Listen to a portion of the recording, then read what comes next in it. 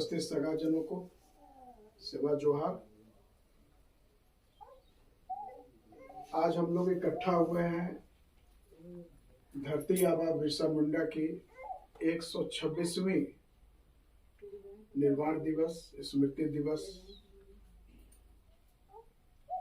ये हमारे बीच में इतने महत्वपूर्ण क्यों है?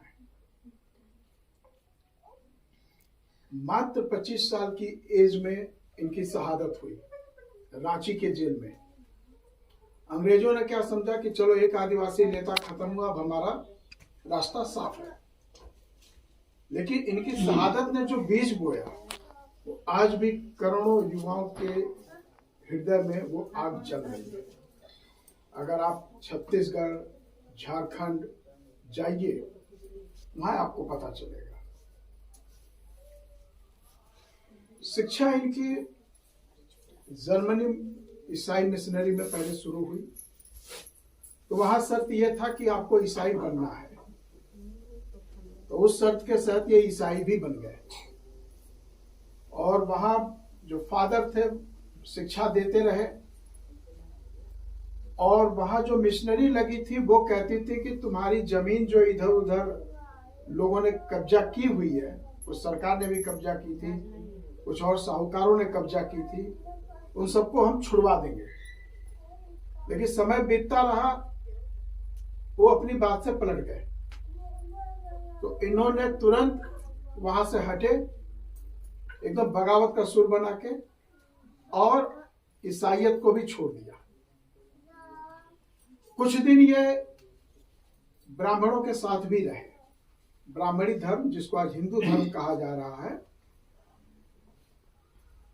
वो भी उनको रास नहीं आया। तो क्रिश्चियनिटी रास नहीं आई, हिंदू रास नहीं आया। इनकी अपनी पुरानी संस्कृति थी, बिरसायत मुंडा संस्कृति जिसको बोला जाता है। तो उधर हो, उराव, मुंडा, ये सब पूरा बहुत बड़ी कम्युनिटी है खूंटी साइड में, और उसको छोटा नागपुर भी बोला जाता है उस पूरे परगने को। वहां पे इन्होंने अपने कल्चर को, आदिवासी कल्चर को फिर से शुरू किया।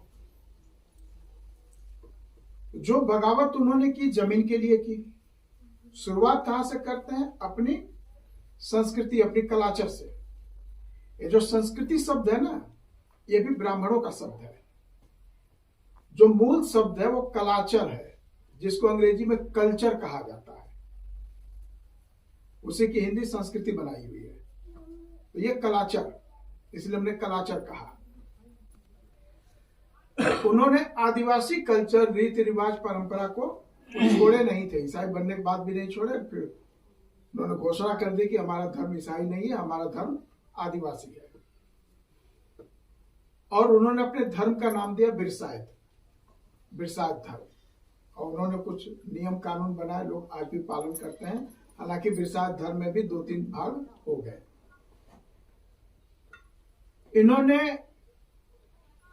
अपने क्षेत्र में जो साहूकार थे, वो आज भी साहू साहू लिखते हैं लोग, वो साहूकारों ने इन लोगों को केवल शराब और मुर्गा दे देकर इनकी जमीन हड़प ली।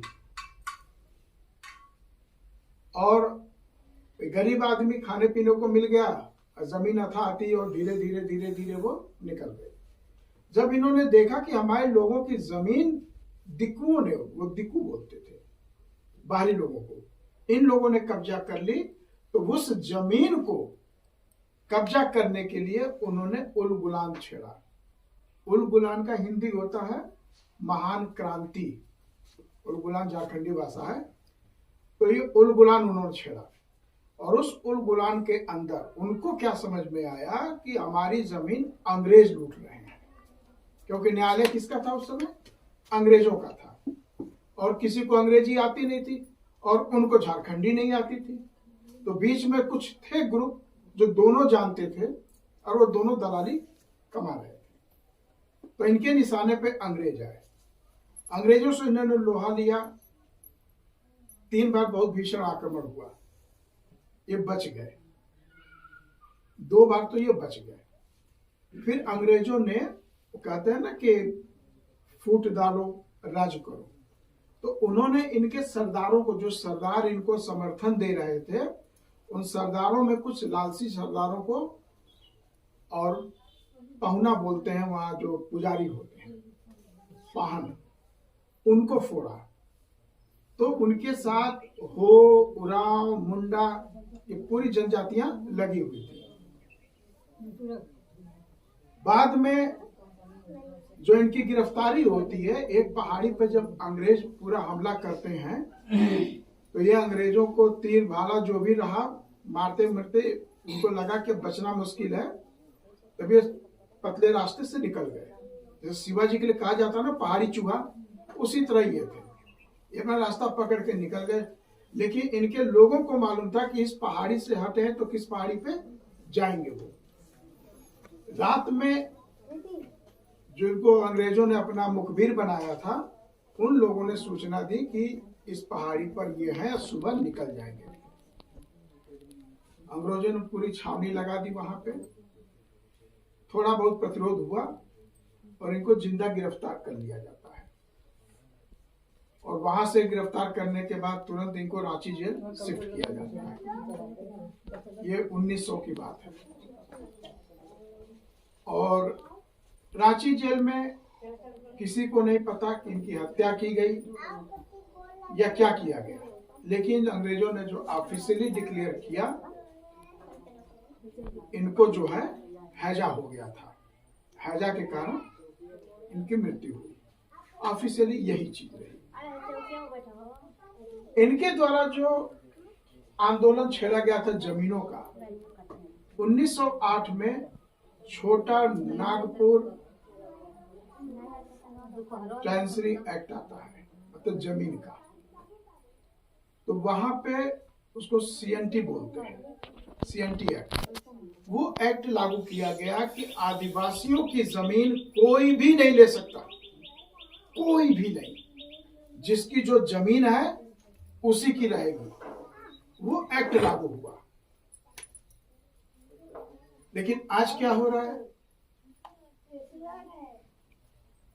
सभी जगह आप झारखंड ले लो, मध्य प्रदेश ले लो, और उड़ीसा ले लो, छत्तीसगढ़ ले लो, राजस्थान ले लो, महाराष्ट्र ले लो, आपका मध्य प्रदेश ले लो, उत्तर प्रदेश ले लो, जितनी जंगल की जमीनें हैं, इन जंगल की जमीनें सरकार ऑक्युपाई कर रही है, एक तरह से छीन रही है। और चूंकि इन जमीनों के अंदर खनिज हैं, कहीं बॉक्साइट है, कहीं गोल्ड है, कहीं डायमंड है ना, तो इस तरह के जो खनिज हैं, कोयला तो है ही है और लोहा है ही है, तो वो जमीन चूंकि आदिवासियों के पैर के नीचे दबी हुई है, इसलिए वो आदिवासियों को प्रताड़ना दे के, नक्सलाइट बना के, चाहे जैसे भी हो, उनको मार काट कर भगाकर जमीन छीनी जा रही है। और जमीन लेने के लिए जो एक फॉरेस्ट राइट एक्ट था, FRA 2006, उस 2006 को 2022-23 में संशोधित कर दिया गया कि सरकार जो चाहे जमीन ले सकती है और ग्राम समाज को इसकी अनुमति देनी होगी। तो ग्राम समाज को अनुमति देना है तो उस ग्राम समाज के बीच में, ग्राम सभा के बीच में सरकार अपने आदमी डाल देती है। ग्राम सभा किसका बनना था? केवल आदिवासियों का। अब उसमें सामान्य लोगों को भी डाल के और वो बहुमत पारित करा करके जमीन ले ले रहे हैं। तो इनका जो सबसे बड़ा योगदान था, अंग्रेजों को रोके रहना, मीन्स लड़ाई में, और अपनी पूरी भूमि कब्जे से निकलवाना, यानी आदिवासियों की जमीन अब कोई दूसरा ले नहीं सकता। आज भी झारखंड में एक जिले का आदमी दूसरे जिले में जमीन नहीं ले सकता, एक तहसील का आदमी दूसरे तहसील में जमीन नहीं ले सकता, भले आदिवासी क्यों ना। बेचने वाले को परमिशन लेना पड़ेगा, खरीदने वालों को परमिशन लेना पड़ेगा। इतना तगड़ा एक्ट इनकी शहादत से बना था, जो आदिवासियों के जल जंगल जमीन का मसला था। ये तो हो गए बिरसा मुंडा जी की बात। अभी आप लोगों के सामने क्या समस्या है? जाति प्रमाण पत्र नहीं बन रहा है ना? चलो, आपके पास खसरा खतौनी जो होगा उसके आधार पर बनेगा, लड़ना भिड़ना पड़ेगा। हमारे लोग लड़ नहीं रहे हैं। दूसरी बात हमको सुनने में आया है कि मधुबन तहसील का जो तहसीलदार है उसने कह दिया कि गोंडों को अन्य में गिनती करो। अभी जनगणना चल रहा है ना, तो अनुसूचित जनजाति में गिनती न करके अन्य में करो। अन्य का मतलब सीधा ओबीसी में। तो जब जनगणना में आपकी आबादी कम हो जाएगी तो कहेगा यहाँ तो गोंड है ही नहीं, यहाँ जो गोंड है ओबीसी वाले हैं। तो ये कहाँ रहे, भड़भूजा है तो फलाने हैं तो डिमका है, जो अभी भी गाना गाते हैं सब, तो एक ऑफिशियल हो जाएगा वो। इसलिए आप लोग चैतन्य रहिए, संघर्ष करिए और अपना जनगणना अनुसूचित जनजाति के अंतर्गत कराइए। आपकी जनगणना 1981, 1991, 2001 इस समय आप अनुसूचित जाति में थे, है ना? तो अनुसूचित जाति में थे तो आपकी जनगणना अनुसूचित जाति के अंतर्गत हुई है। 2011 की जनगणना में आप 2003 में अनुसूचित जनजाति में आ गए, तो आपकी जनगणना 2011 में अनुसूचित जनजाति के रूप में हुई है। ठीक है? और कोई कहानी कहता है तो बोलो कि आप लोग अधिकारी हो, आप जाके खोजो। 1891 का खोज लो जनगणना, 1911 का खोज लो, 1921 का खोज लो, 1931 खोज लो, 1941 खोज लो। ये सारी जगह गोंड पाए गए हैं। तो जब जानकारी आपके पास रहेगी तभी आप लोग लड़ाई लड़ सकते हो। अगर जानकारी नहीं होगी तो आप लड़ाई कतई नहीं लड़ सकते, और किसी के भरोसे आप लड़ाई नहीं लड़ सकते। लड़ाई लड़ने के लिए आपके पास अपना हथियार होना चाहिए। हम किसी पर बंदूक नहीं चलाने जा रहे हैं, किसी पर लाठी नहीं मारने जा रहे हैं, तो आपका हथियार क्या होगा?